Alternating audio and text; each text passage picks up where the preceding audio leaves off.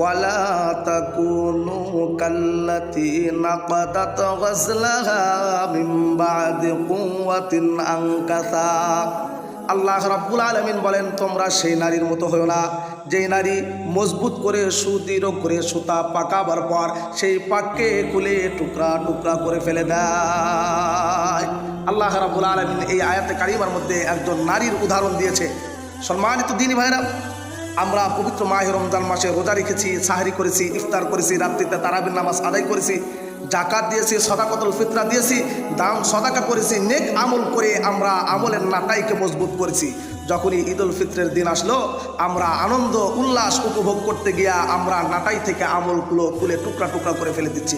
কিভাবে বলে, যারা সুদখোর তারা সুদের কারবারে চলে গেছে, যারা নেশাখোর তারা নেশার কারবারে চলে গেছে, যারা জুয়াটে তারা জুয়ার কারবারে চলে গেছে, যুবক ভাইরা যারা আছে এই যুবক ভাইরা তারা ডিজে পার্টি নিয়ে ব্যস্ত, মা বোনেরা যারা আছে তারা রূপালী পর্দায় নাটক ছায়াছবি এগুলো দেখে তাদের নাটাই থেকে আমলগুলো খুলে টুকরা টুকরা করে ফেলে দিচ্ছে।